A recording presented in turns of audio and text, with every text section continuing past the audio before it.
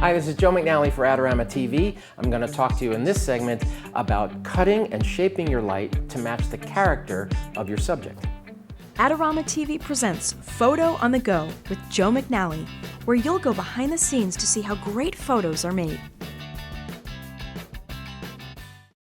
Big is beautiful, right? Especially when it comes to lighting. And we always talk about how a bigger light source is better for your subject. It's certainly more wrapping, more diffuse. There's a definitive relationship between the size of your source, its proximity to your subject. All those things are absolutely true.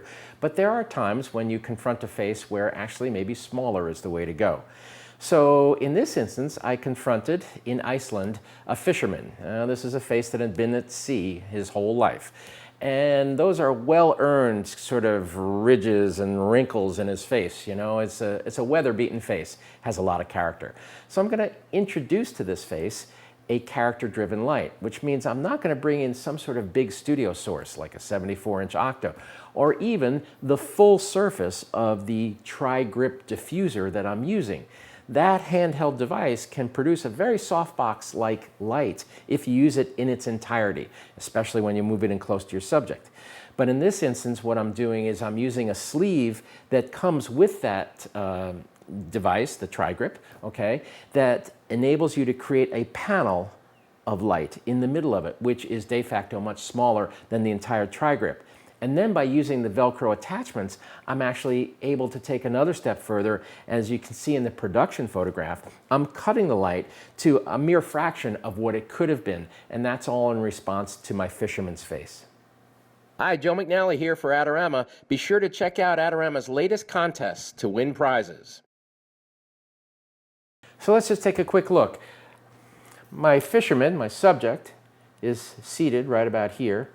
I'm firing my camera angle is right about here, okay, looking this way. And then I move my light source in close, right? Okay, and it's got this panel right in the middle of it, which is smaller, as I indicated, than the entire potential nature of the Trigrip surface, if you will. But then I drop another section of Velcro over, it's a blackout material, and I end up with just a little sliver of light up in this corner. So that's the only area right up here that is quote-unquote hot with exposure. And there's a Speedlight, a handheld Speedlight right here, firing through here. Now, I'm using the technology that's available to me within the camera system. I'm talking to that light in TTL fashion. I have a commander flash right here, firing this way. It's picking up this light and telling it what to do. And by virtue of that communication, I'm able to take my lens and shift it all the way wide open to f1.4.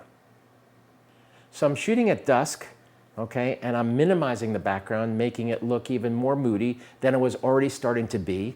And by shooting at 1.4, I turn the background ships and the harbor elements back in here to just soft texture. Okay, they're in the background, they're there, but they're not really clearly defined because 1.4 is isolating a critical plane of focus right in here at my subject's eyes. The key to this, of course, as I've said, is limiting your light. To do this, my light source is this Trigrip. It's called the Joe McNally Trigrip, and it has, you know, a big source if you want to use it, as you can see, but it also has a sleeve which is, you know, wraps around the unit and creates this rectangular panel of light, which then effectively becomes a much smaller softbox look anyway. And then what I do is I take the other blackout material, which I can Velcro to this section, and what I'm doing in this instance is I'm cutting it, and I'm just leaving a small section of diffuser surface available to light my subject, which naturally, because I'm taking that surface and making it more constricted and smaller, produces a harder, more edgy light, which matches the face and character that I'm dealing with.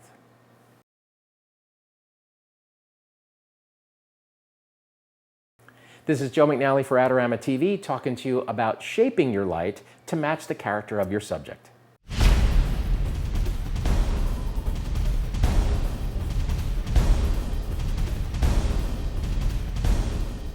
Do you want great looking prints at low cost? Be sure to visit our easy-to-use online printing service. Adorama Pix has professionals who treat your images with the utmost care that you can count on. For a quick turnaround on photos, cards, or albums, use AdoramaPix.com.